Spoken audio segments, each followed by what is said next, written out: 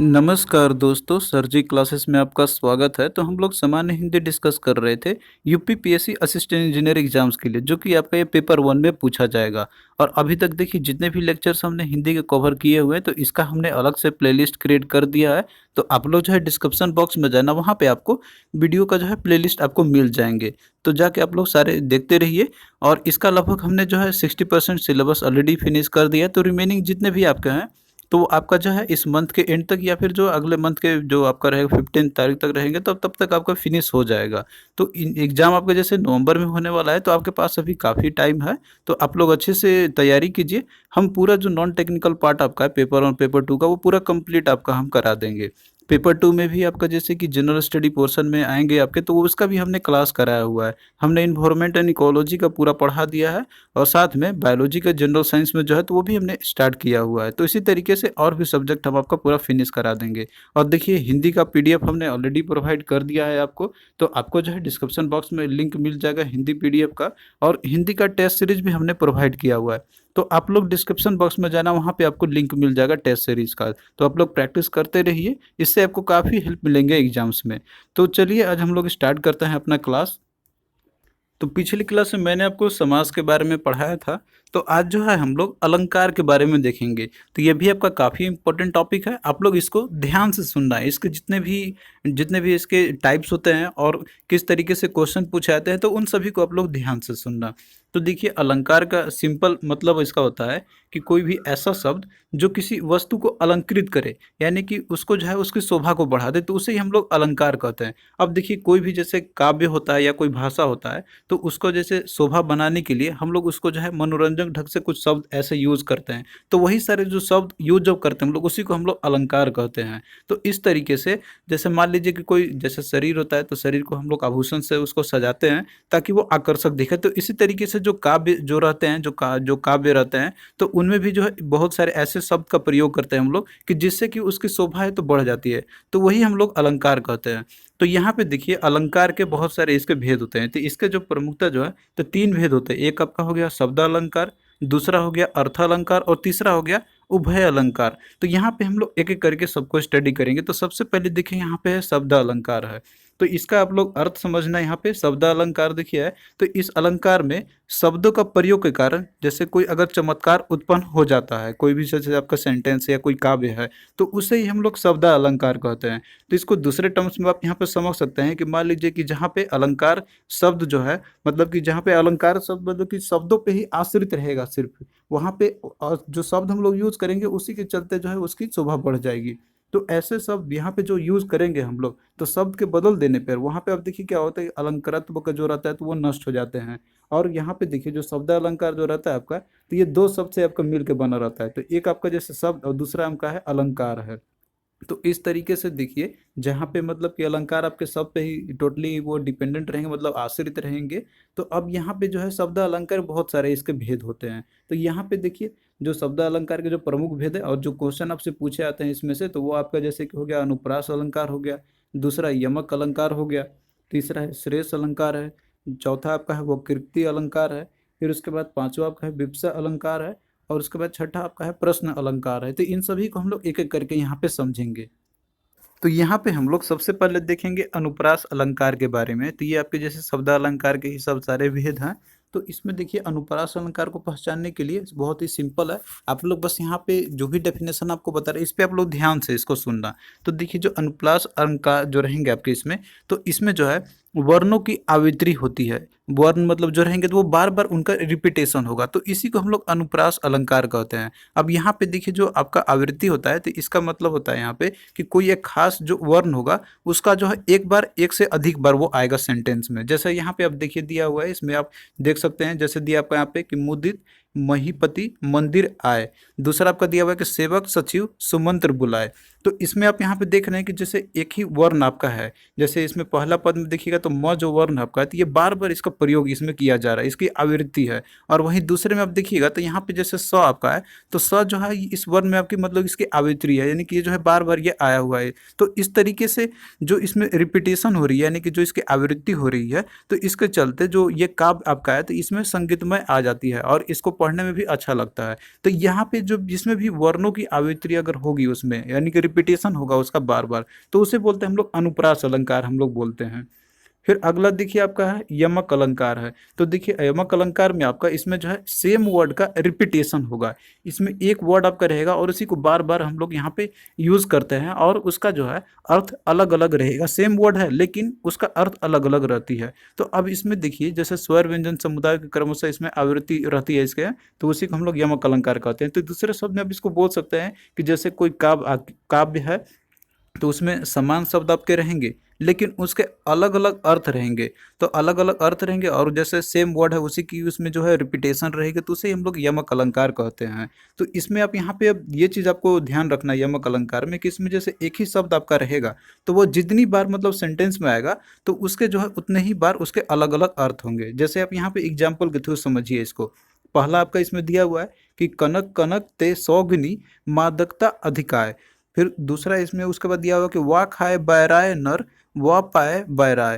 तो अब यहाँ पे आप देख रहे हैं कि जैसे पहला वाला में आपका यहाँ पे आया हुआ है कनक का, कनक शब्द जो है इसमें आपका दो बार इसकी आवृत्ति हुई है इसमें, लेकिन यहाँ पे जो कनक कनक जो शब्द है तो इसका अलग अलग अर्थ हो रहा है। तो यहाँ पे पहला इसका अर्थ है धतुरा और दूसरे शब्द मतलब इसका अर्थ है स्वर्ण है। तो यहाँ पे सेम वर्ड बार बार रिपीटेशन हुआ है लेकिन इसका मीनिंग जो है वो अलग अलग है, दो सेंस में इसका यूज किया गया हुआ है। और उसी तरीके से आप इसमें दूसरा देखिए, जैसे इसमें दिया आपका यहाँ पे कि जिसकी समानता किसी ने कभी पाई नहीं, पाई के नहीं है अब वे ही लाल माई के। अब इसका देखिए इसमें जो दिया आपका इसमें जैसे पाई आपका दिया हुआ है, पाई शब्द इसमें मतलब कि दो बार आया हुआ है। अब यहाँ पे आप देख सकते हैं यहाँ पे। उसके बाद आप इसमें देखिए जैसे दोनों में क्रमशः जैसे इसका मतलब होता है, एक अर्थ होता है पाई का मतलब पाना हो गया और दूसरा मतलब है इसमें पैसा हो गया। तो यहाँ पे भले ही एक ही शब्द आपके दो बार आए हुए हैं लेकिन इसका जैसे आपका यहाँ पे अर्थ इसका क्या है अलग अलग है, एक में आपका पाना और दूसरे में इसका पैसा हो गया। तो इसमें आपको इन दोनों में यही आपको ध्यान देना है। अनुप्रास अलंकार में आपको यहाँ पे वर्णों की आवृत्ति पर आपको ध्यान देना है। जैसे इसमें पहला जो वर्ण इसका रहेगा वो रिपीटेशन होगा, और जो यमक अलंकार है तो इसमें वर्ड का रिपीटेशन होगा। वर्ड जैसे कि इसमें आपका कनक कनक आया था, इसमें आपका आया था, इसमें से आपका जैसे पाई शब्द जो आपका आया था, तो इसमें भी पाई और इसमें भी पाई आया था, तो इसका अलग अलग अर्थ थे। तो इसमें वर्ड आपका रिपीटेशन रहेंगे। तो दोनों आपको इसमें यही याद रखना है। अब भाई हम लोग यहाँ पे साथ साथ में क्वेश्चन भी करते चलेंगे जो कि आपके प्रीवियस ईयर में पूछे गए थे। तो क्वेश्चन देखिए कि कनक कनक ते सौगनी मादकता अधिकाय में कौन सा अलंकार है। तो देखिए अभी आपने इसके बारे में पढ़ा था। तो इसमें देखिए इसमें आपका यमक अलंकार का ये उदाहरण आपका है, जिसमें कि जो कनक कनक जो शब्द है तो ये दो बार मतलब ये प्रयोग किए गए हैं, लेकिन इनका अर्थ जो है अलग अलग होती है दोनों सेंस में। तो ये आपका किसका यमक अलंकार का उदाहरण है। तो बहुत ही सिंपल है, आप लोग इसको इजिली आइडेंटिफाई कर लीजिएगा।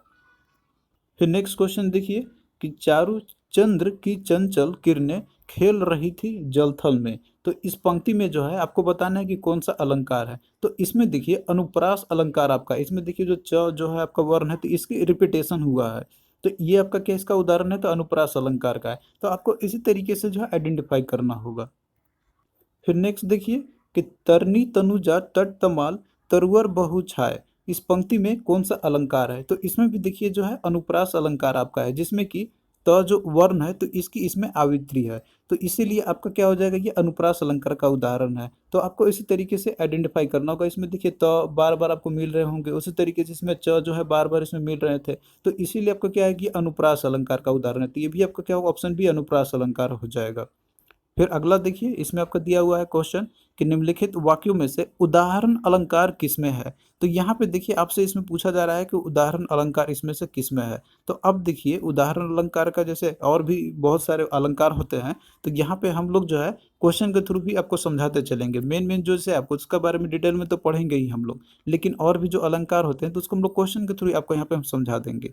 तो देखिए उदाहरण अलंकार हम लोग किसको बोलते हैं कि जिस वाक्य में उदाहरण मतलब कि जैसे किसी बात का समर्थन करने के लिए वहाँ पे उदाहरण जो है दिया जाता है। मतलब किसी जैसे कोई वाचक है तो शब्द के साथ दिया जाएगा कि उसका उदाहरण के लिए उदाहरण के साथ दिया जाता है कोई भी चीज़ के बारे में क्लेरिफिकेशन करने के लिए। तो वहाँ पे हम लोग उदाहरण अलंकार का आपका आ जाएगा। तो इसमें देखिए जैसे दिया आपका यहाँ पे ऑप्शन ए में दिया हुआ कि मुख कमल के समान है, मुख मानो कमल है, मुख ही मुख और मुख मुख ही है और कमल कमल ही है, या कमल जैसा उसका मुख है। तो इसमें देखिए एक ही चीज़ को जैसे लिखा गया है अलग अलग तरीके से, लेकिन इसमें जो करेक्ट जो आपका होगा, जैसे उदाहरण पेश किया जाता है सही तरीके से, तो वो आपका ऑप्शन डी इसका राइट आंसर हो जाएगा कि कमल जैसा उसका मुख है। तो यही इसका सही आपका है, क्योंकि इसमें जो है मुख जो है तो उसको कमल के जैसा बताया गया है। तो ये उदाहरण के रूप में बताया गया है कि उसका मुख जो है कमल के समान है, लेकिन जो करेक्ट लिखा जाता है तो वो आपको इसी तरीके से लिखा जाएगा कि कमल जैसा उसका मुख है, ऐसा नहीं कि मुख कमल के समान है। ये आपको थोड़ा सा पहचानना होगा सेंटेंस को कि राइट कौन सा होगा। फिर नेक्स्ट देखिए श्रेष्ठ अलंकार है। तो इसमें देखिए आपको समझना है अच्छे से। तो इसमें जो श्लिष्ट जो पदे रहेंगे इसमें, यानी कि जो भी काव्य रहेंगे, तो इसमें आपको एक से अधिक अर्थ आपको उसमें प्रकट होंगे एक ही शब्द के। तो दूसरे टर्म्स में अब इसको समझ सकते हैं यहाँ पे कि इसमें जो है अर्थ चिपका हुआ रहता है सेंटेंस में, यानी कि उसी के साथ वो मिला रहेगा, यानी कि एक ही शब्द से उसके एक से अधिक अर्थ निकलेंगे, तो उसे ही हम लोग श्रेष्ठ अलंकार कहते हैं।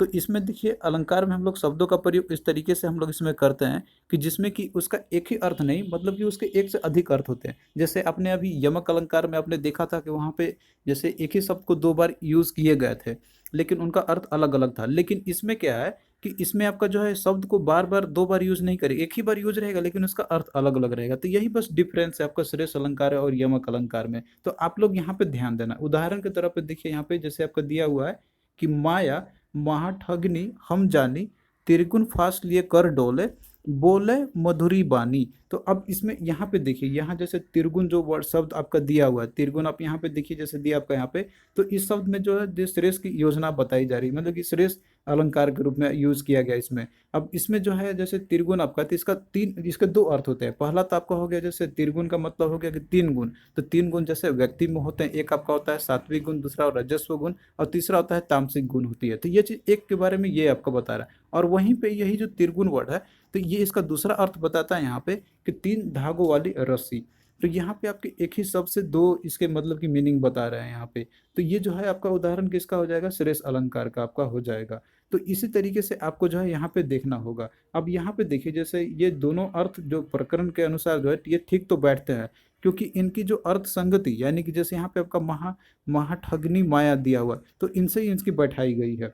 अब दूसरा उदाहरण आप यहाँ पे आप देख सकते हैं, जैसे दिया आपको यहाँ पे कि चिर जीवो जोरी जुरे, क्यों न स्नेह गंभीर, को घटी ये वृष भानुजा, वे हलधर के वीर। अब यहाँ देखिए दिया हुआ है वर्ड आपका वृष भानुजा दिया हुआ है, और आपका दिया हुआ दूसरे में हलधर आपका दिया हुआ है। तो ये जो है आपके श्रेष्ठ शब्द आपके हैं, क्योंकि इसमें देखिए यहाँ पे बिना इनके आवृत्ति के, यानी कि इनके बिना रिपीटेशन के, ये अलग अलग अर्थ यहाँ पे ये प्रकट कर रहे हैं। पहला आपका इसमें देखिए जैसे आपका दिया हुआ था कि वृष भानुजा आपका दिया हुआ है, तो इससे मतलब है पहला से इसे पहला मीनिंग इसका निकलता है यहाँ पे कि वृष भानु की बेटी, यानी कि राधा हो गया। तो एक तो मीनिंग ये हो गया, और दूसरा यहाँ पे है कि वृषभ की बहन, वृषभ की बहन अर्थात गाय हो गया। तो एक ही शब्द से आप देख रहे हैं ना, यहाँ पे आपका क्या हो रहा है, दो मीनिंग निकल रहे हैं। तो ये जो आपके क्या है, ये श्रेष्ठ शब्द है आपके। और वहीं दूसरे में आप यहाँ पे देख सकते हैं, जैसे इसमें आपको दिया था यहाँ पे हलधर के वीर है। तो हलधर के वीर कहने का मतलब है कि इससे यहाँ पे एक आपका आ रहा है कि जैसे इन जो कृष्ण के मतलब कि जो कृष्ण के बारे में कही जा रही है यहाँ पे, और जैसे बलदेव के जो भाई है, और दूसरा आपका यहाँ पे है साढ़ के बारे में बताई जा रही है, यानी कि जो बैल के भाई है। तो इसका भी अर्थ यहाँ पे निकलता है। तो अलग अलग आप देख रहे हैं कि एक ही जो वर्ड आपका मतलब कि जो किए गए हैं इसमें यूज किए गए हैं आपके, या श्लिष्ट जो पद रहता है यहाँ पे, ये वर्ड आपका नहीं तो इसमें पद आपको मिल सकते हैं यहाँ पे, तो उनसे जो है एक से अधिक अर्थ यहाँ पे प्रकट होंगे। तो इसी को बोलते हैं हम लोग श्लिष्ट अलंकार बोलेंगे। अब यहाँ पे क्वेश्चन देखिए जो कि एग्जाम में आपके पूछे गए थे। क्वेश्चन आपका इस तरीके से है कि रहमन पानी राखिए, बिन पानी सब सून, पानी गए न उबरे, मोती मानुष चून। तो इसमें आपको बताना है कि जो उपर्युक्त जो दोहा दिया गया है, तो इसमें कौन सा अलंकार है। तो इसमें देखिए ये श्रेष्ठ अलंकार का आपका यह उदाहरण है। अब यहाँ पे देखिए जो आपका दिया हुआ है यहाँ पे श्रेष्ठ अलंकार ये किस लिए है, क्योंकि यहाँ पे जो शब्द आपका जैसे पानी आपका दिया हुआ है इसमें, तो पानी जो है तो यहाँ पे इसके तीन अर्थ प्रकट हो रहे हैं। तो पहला इसमें आपका है जैसे पानी का यहाँ पे कि इसका मतलब कि एक आपका है कि मोती की चमक है, और दूसरा है कि मनुष्य के लिए इज्जत यानी कि प्रतिष्ठा है, और तीसरा इसमें दिया हुआ है कि वास्तविक जल जो चूने के लिए मतलब कि जो चूने के लिए, अतः पानी शब्द के लिए एक से अधिक अर्थ होने के कारण यहाँ पर ये बताया जा रहे हैं। तो यहाँ पे एक से अधिक आपके अर्थ बताए जा रहे हैं पानी के, तो इसीलिए आपको क्या है श्रेष्ठ अलंकार का आपका उदाहरण हो जाएगा। तो इसी तरीके से जो है आपको ये पहचानने होंगे। फिर नेक्स्ट देखिए कि ज्यो ज्यो डूबे श्याम रंग, त्यो त्यो उज्जवल होए में कौन सा अलंकार है। तो ये देखिए ये जो है आपका एग्जाम्पल है, तो ये विरोधाभास अलंकार का आपका ये उदाहरण है। तो विरोधाभास देखिए हम लोग उसको बोलते हैं कि जहाँ विरोध ना होने पर भी विरोध का भाव जो है वहाँ पे होता है, तो उसे ही हम लोग वहाँ पे जैसे विरोधाभास अलंकार हम लोग कहेंगे। तो सेम आपको सेंटेंस यहाँ पे दिया हुआ, जैसे दिया आपको इसमें कि जो जो डूबे श्याम रंग त्यो त्यो उज्जवल होए, तो यहाँ पे आपका सेम है कि विरोध यहाँ पे नहीं हो रहा, लेकिन फिर भी जो है यहाँ पे विरोध का भाव उत्पन्न हो रही है। तो ये देखिए एग्जाम्पल के थ्रू आपको इस तरह के आपको जानने होंगे जो भी और अलंकार होंगे। फिर नेक्स्ट देखिए वक्रोक्ति अलंकार है। इसको हम लोग इंग्लिश में इसको क्रुप्ट स्पीच भी हम लोग बोलते हैं।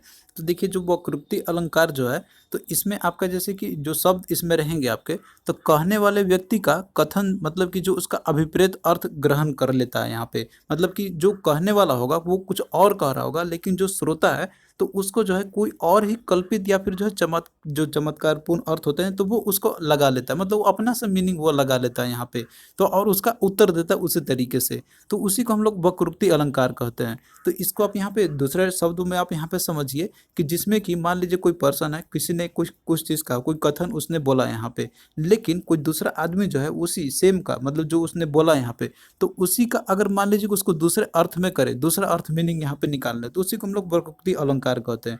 तो यहाँ पे देखिए जो शब्द आपका वक्रोक्ति है, तो इसमें अर्थ होता है इसका वक्र उक्ति, अर्थात जो है टेढ़ी उक्ति।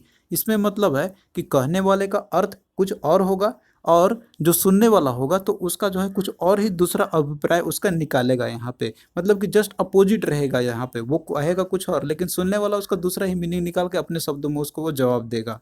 तो इसका आप यहाँ पे उदाहरण से आप इसको समझिए, जैसे उदाहरण आपका दिया हुआ है कि एक कहो वर देत भव भाव चाहिए चित, सुनी कह को भोले भाव ही भाव चाहिए मित। अब यहाँ पे देखिए इसको आप समझिए, यहाँ पे जैसे यहाँ पे हिंदी में इसका मीनिंग दिया हुआ है कि किसी ने कहा भाव, भाव मतलब है यहाँ की मतलब शिव भगवान जी है, तो वो जैसे वो वर देते हैं, लेकिन अगर वर जैसे किसी को प्राप्त करना है तो उसके लिए जो है कि चित्त में भाव होना चाहिए आपका। लेकिन अगर यहाँ पे कोई दूसरा पर्सन है जो आपको सेंटेंस में दिया हुआ है कि उसने यही चीज़ को सुन के उसको उसने इसको अर्थ ही यहाँ पे मतलब कि दूसरे दूसरे शब्दों में दूसरे तरीके से उसने यहाँ पे बता दिया, तो उसने क्या किया यहाँ पे कि अरे मित्र कि भोले भाव के लिए भाव चाहिए, अर्थात इसका मतलब है कि शिव इतने भोले हैं कि उनको रिझाने के लिए जो है भाव की भी आवश्यकता नहीं होती है। जबकि पहले वाले में इसमें क्या कहा जा रहा है यहाँ पे कि जैसे शिव जो है तो वो वर देते हैं, लेकिन आपको उसके जैसे चित्त में आपके भाव होना चाहिए, लेकिन इसमें यहाँ पे दूसरे शब्द में इसको जो है वक्ता मतलब कि जो है सुनने वाला इसमें क्या वो कर रहा है, जैसे इसका अपोजिट ही कर दे रहा है